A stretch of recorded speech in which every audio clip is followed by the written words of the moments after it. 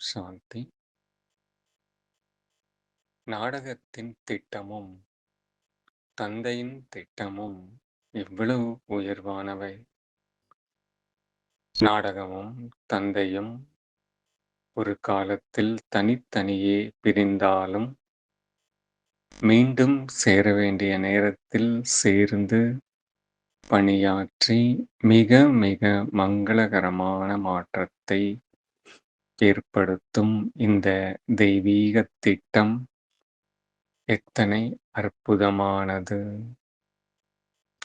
ஆத்மாக்கள் தூய்மையடைய வேண்டும், தந்தை அதற்கு உதவ வேண்டும், அதற்காக தந்தை வெளிப்பட வேண்டும், அது குழந்தைகள் மூலமாகவே நடக்க வேண்டும். அதன் மூலம் பாக்கியத்தின் கதவுகள் திறக்க வேண்டும். நாடகம் முடிவடையும் இந்த நேரத்தில் தந்தையும் நாடகமும் பின்னிப் பிணைந்து செயல்படுவது எத்தனை விந்தையான உச்சக்கட்டம்! நாடகத்தின் கதாபாத்திரங்கள் மிகவும் மும்முரமாக தமது உச்சக்கட்ட நடிப்பை நடித்துக் கொண்டிருக்கின்றார்கள்.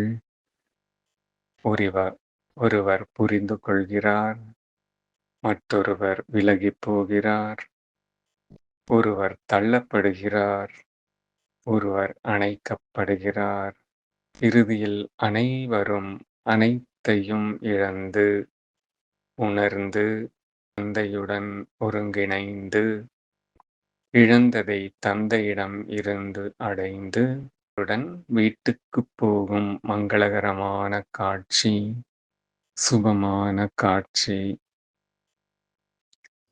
இந்த நாடகத்தின் ஓர் அங்கமாக நான் ஆத்மா தந்தையிடம் வரதானத்தைப் பெறுவதற்காக நினைவின் பயணத்தை மேற்கொள்கின்றேன். தந்தையின் அணைப்பில் அடங்குகின்றேன். சக்திகளின் ஊற்றுகள் பெருக்கெடுக்கின்றன. எனக்குள் இருக்கும் அவலங்கள் மறைகின்றன. எனது உண்மையான தெய்வீகத் தன்மை மலர்கின்றது.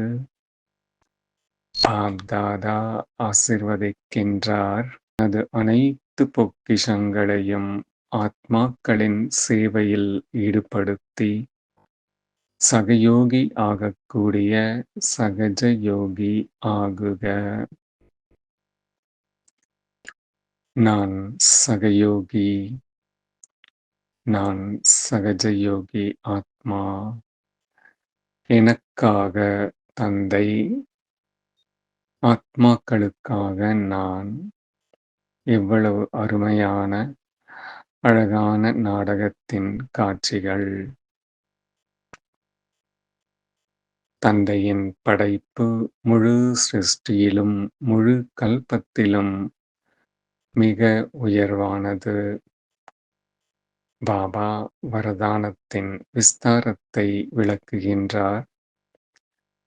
சகஜ யோகி ஆவதற்கான சாதனம் எப்போதும் தன்னை எண்ணங்களின் மூலமாகவும் பேச்சின் மூலமாகவும் அனைத்து காரியங்களின் மூலமாகவும் உலகின் அனைத்து ஆத்மாக்களுக்கும் சேவாதாரி என புரிந்து கொண்டு தனது அனைத்தையும் சேவையில் ஈடுபடுத்துவதாகும்.